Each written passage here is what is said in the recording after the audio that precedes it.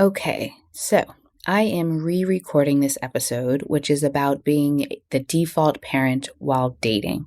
So just a little bit about, the reason why I'm re-recording it is because the audio was lost somehow on my computer. Even though I'm looking at the audio, it says there is 18 minutes recorded. It will not play back. So I am recording it because this episode comes out next Monday. Today is Monday. I'm recording the episode for next Monday. And so this is about being the default parent while dating.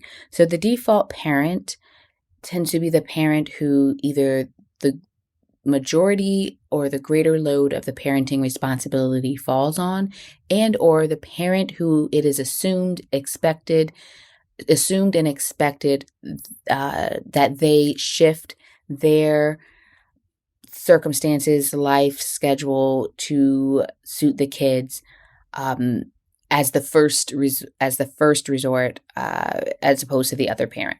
So this happens often. This happens to be the mom, oftentimes in the average heterosexual relationship, where it's like, mom is the one to be expected to adjust her work schedule if the kids are sick, or maybe mom is a stay-at-home mom, so that is like the agreement or the understood agreement that happens.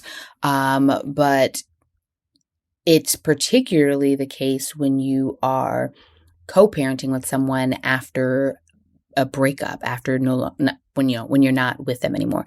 For a lot of moms, they are a single mom, and so their ex maybe isn't involved or isn't actively involved with their child, or with the parenting duties. And so it really is on you as a single mom to be the only parent. So, then you definitely are the default parent. So then trying to be the default parent and date can definitely be challenging, because even dating as a parent who has a great co-parent has its challenges, right?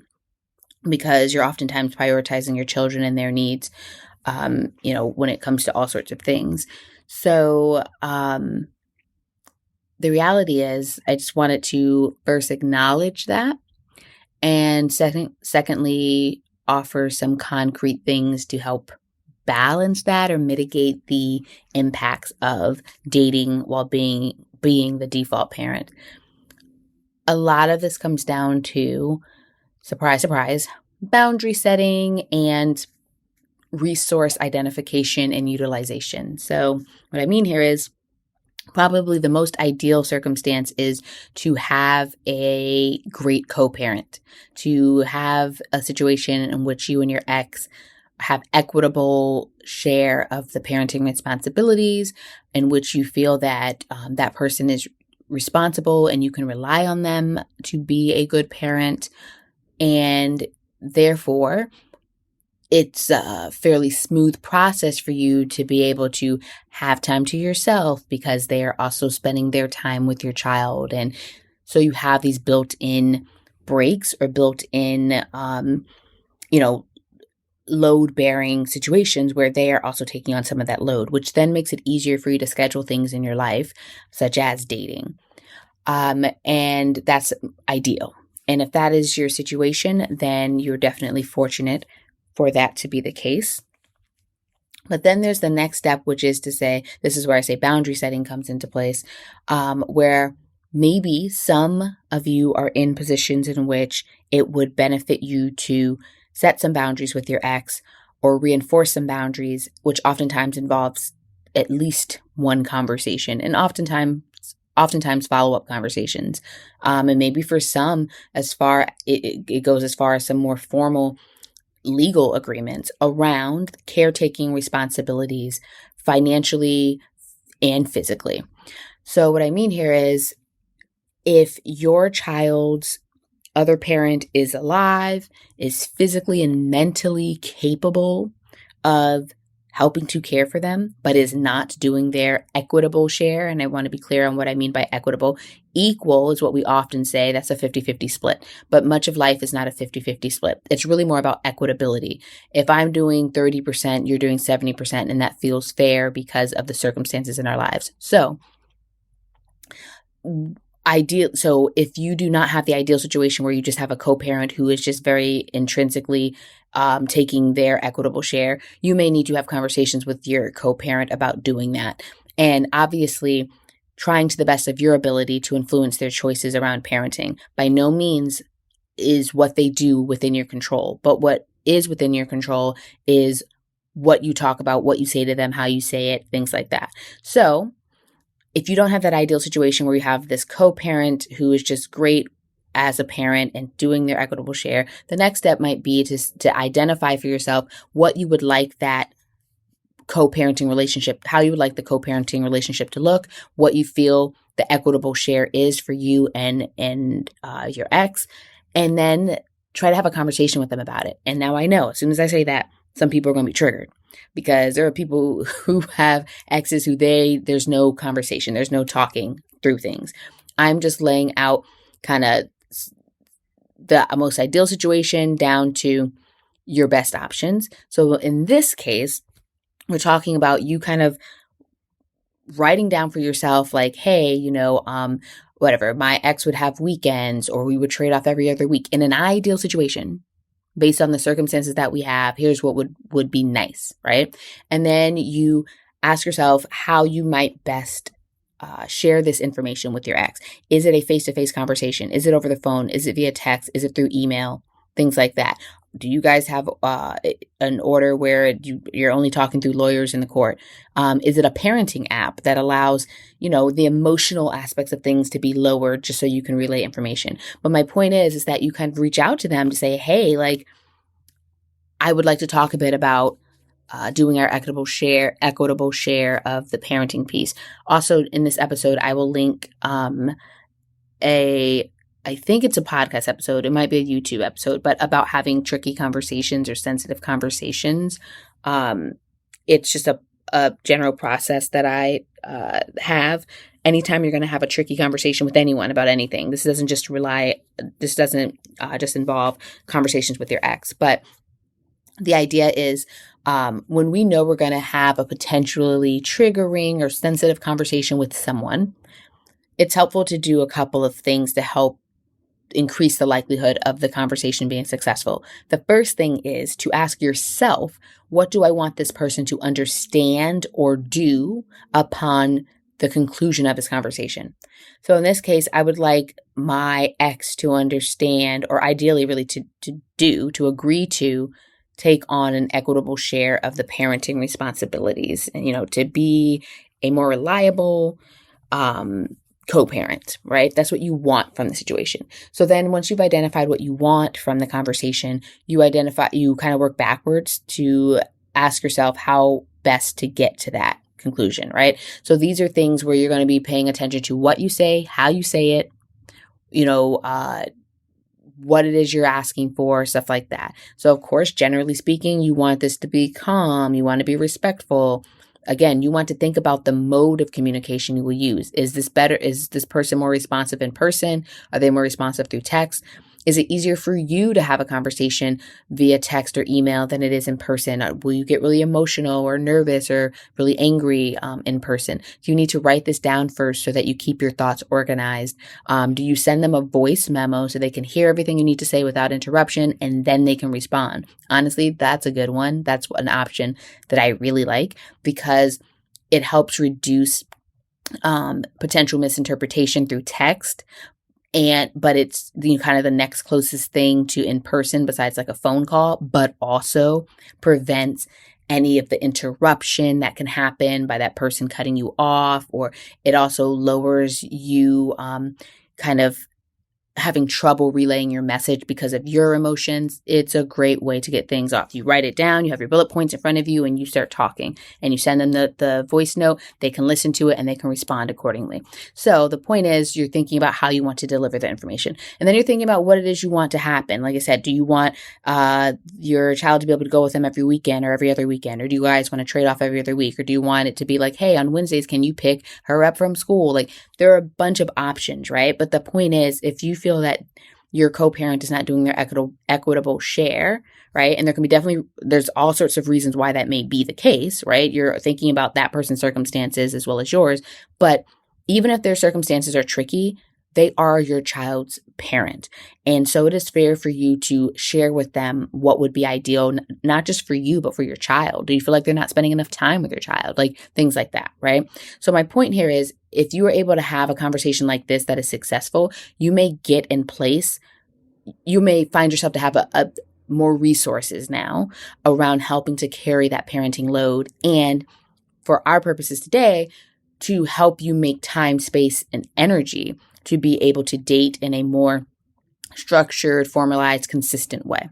So that's kind of option 2, having a boundary setting. And this is setting boundaries in terms of, it's ultimately showing your co-parent or explaining to them what you are prepared to allow, not allow, or what you feel is, acceptable. Like, hey, you shouldn't expect for me to be the only person taking care of our child physically. Maybe you are financially contributing, but that's not the only part of raising a child. Or maybe you're not even contributing financially. But the point is, again, looking at all aspects of parenting and asking yourself, does this feel equitable? And if it does not, let's have a conversation about how it can be. But there's also, and also having that conversation is also a way of you, again, identifying and utilizing a resource that you have. So to get into the resource piece a bit more, maybe your child's co-parent is not available. Maybe they are no longer living. Maybe they're incarcerated. Maybe they're off in another country. Maybe they are mentally or physically not well or capable. Maybe they just have no interest. Whatever the reasons, you don't have that, you don't even really have the option of bringing them into the co-parenting situation in any real way.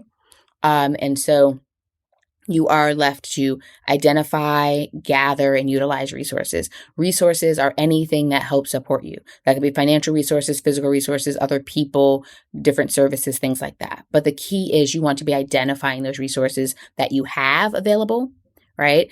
Asking yourself, am I utilizing them? Meaning, am I using them in a helpful way to me? But also identifying resources that you may not have, but that you would like to have, and identifying ways that you might be able to bring those into your life. So starting with some of the natural resources that we might have, that might be family or friends, people who are capable of babysitting or watching our children, or providing mentorship or advice or guidance to us or our kids, but people who are in your life currently who can help support you, your children, or fulfill you or your children. But are they, people who you can ask, hey, on a Friday night, can you watch, my child so that I can go out on a date, or so that I can go get, my different, services done to be prepared for a date, my hair, my nails, things like that. Do you have those people in your life? Are you engaging with them and utilizing them as resources? Are there conversations that you need to have with any of them to help that be possible? Are there arrangements and agreements that it would be beneficial for you to set up with them to make it an equitable, reciprocal relationship for you and that person when it comes to them helping you out and maybe you helping them out? But there's also the resources that maybe are paid, a nanny, even if it's part-time, a babysitter, different daycare services or extracurricular activities that your child can do that allow you time and space to get certain things done. One resource that I really like is the Bambino app, which is where you can get as needed childcare. And I've used it often. And oftentimes I try out a new babysitter and they become a more consistent ongoing babysitter for me. I really, really love that app. It's a great way to help bring that resource in an on and as needed basis. And so these are things to consider. There's also the idea of forming friendships and relationships that don't currently exist in your life, but that you would like to exist. So maybe it's building new friendships for yourself. The Peanut app is an app for moms to meet. I've had a number of clients use that. There's the Meetup app, which is great. In the past, probably when Meetup first became a thing, so many years ago, I used it and really loved it, and I was able to make connections with other people. But the meetups are a great way to meet people, because even though they're strangers, the whole idea is that you're meeting up to do some sort of task that you're, a shared task. I don't know. It could be tennis. It could be tennis for beginners. It could be hiking. It can be bowling. It can be sightseeing, whatever. Go to the meetup.com or the Meetup app and check them out, because they can be a very great resource for people to meet other people. Actually, I think I mentioned the Meetup app in the episode that's out today about filling your social buckets. So I may also link that episode here. But the idea is, if you've identified there are certain relationships in your life that you would like to have but don't have, then you can be intentional about doing things to build those. There's Bumble BFF is another option as well. The idea, though, is building that community, building that social network, building that resource network for yourself. There's also just the things around like, okay, maybe I need more income, more money in order to afford some of these paid services like childcare and things like that. Do I have career educational options that could help me increase that? What I'm saying is, you really are doing kind of a life audit, or an audit of your circumstances, to ask yourself if you have in place the resources you need in order to make the time and space for yourself that you need in various areas. In this case, dating, being able to put in the time that it takes to do things that prepare you for dates, as well as the time to actually go on the dates, and being able to have some consistent dating so that you increase your chances of forming, good romantic relationships and things like that. But when you're the default parent, this takes up a lot of your time and energy. Hey, I got to get my kids to and from school. I got to pick up a sick kid. I have to get them to doctor's appointments. I have nobody to watch them, so I have to be the one here watching them. So this does not free me up for dates. I know it's a challenge. That's what I'm saying. I hear you. I see you. And I'm just offering some very concrete things to consider. And also, these things shift over time as your child grows, right? The older they get, there's more flexibility and leeway in some of these things. So also keep in mind the fact that how it looks today doesn't have to be how it looks down the road.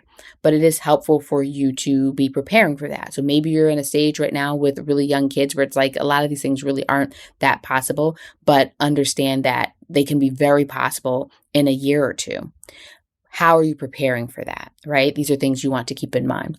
So this was just a little bit about how to navigate being the default parent when you are not in a relationship with someone. Oh, another big future fact that I want you to keep in mind is dating right now also can be a future resource. If you enter a serious relationship with a person who is good for you and your children, then you end up bringing another parental figure into your children's lives, right? So a step parent or potential step parent who then also becomes a resource, right? And you get that resource by dating and establishing a healthy romantic relationship with someone. So also being future oriented, some of these struggles and challenges that you might currently be having as being a single parent, the default parent, having a co-parent who doesn't or isn't able to do their equitable share, that also helps get resolved by you entering a healthy, serious relationship